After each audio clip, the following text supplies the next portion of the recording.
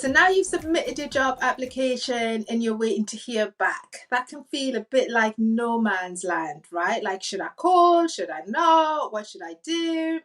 One of the first things that you can do before you actually submit your application is to go through the application guidance notes, if there are some, because often the employer will tell you what the recruitment process involves, and that essentially will be your timeline. In some cases, you might find that at the end of the job description, they'll just say that we'll only get back to the people who we're going to interview. So if you haven't heard from us within, 3 weeks or 4 weeks, then your application has been unsuccessful. Even then, although that's not the news that you're hoping for, it's a timeline. It'll give you a sense of where you're at. Now, if there's nothing like that, then ring up and speak to the HR assistant or the recruitment manager and just ask them what the recruitment timeline is before, so that you can manage your expectations.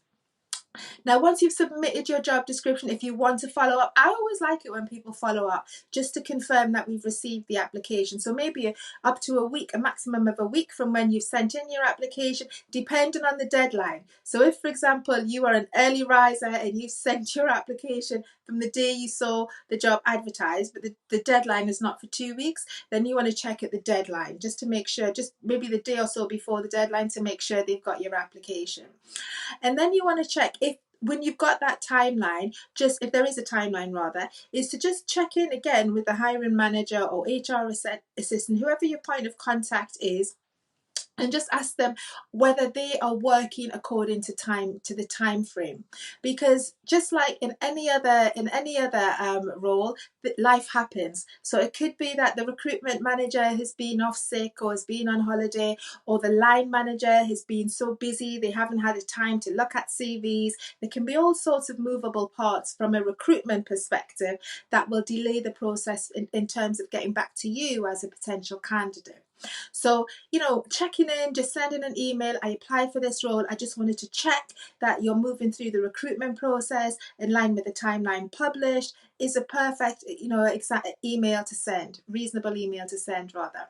And if there isn't anything like that, then again, once you've checked to make sure that your application is being received, you could send a follow-up email to see, have you shortlisted all of the candidates you wish to meet for interview?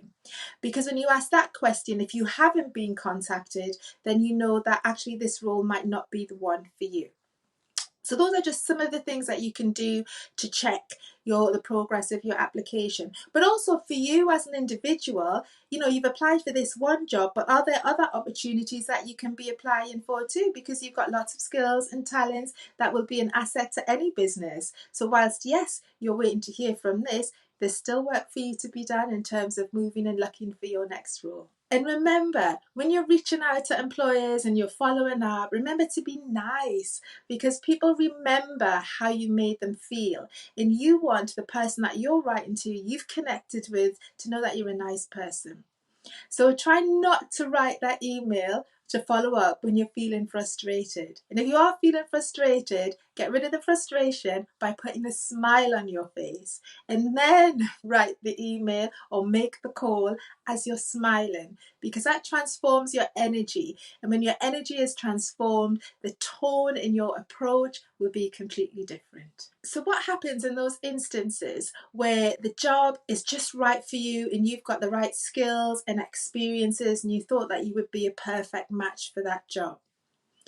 Now, if the period at which they have said is that, if you haven't heard after such and such a period, it means your role has been unsuccessful, you can still send an email to ask whether the vacancy has been filled, and use that as an opportunity to reinforce your interest in the role. And also, you can end that email asking if there's an opportunity where, if this role isn't right, there might be other jobs that you would love to have a conversation with them, because you're really interested in joining their organisation. So it's a softer letter. It may not be about asking for direct feedback, because if they have a policy where they're not going to give feedback to unsuccessful candidates, they may stand their ground in that sense, because if they do it for you, then they're going to have to do it for everyone, right? But if your approach is more about, I genuinely am interested in joining the business, I recognize that I might not have been the right fit for this role, but let's see if there are other opportunities in the business that I could be more closely aligned to, that's a different ask altogether.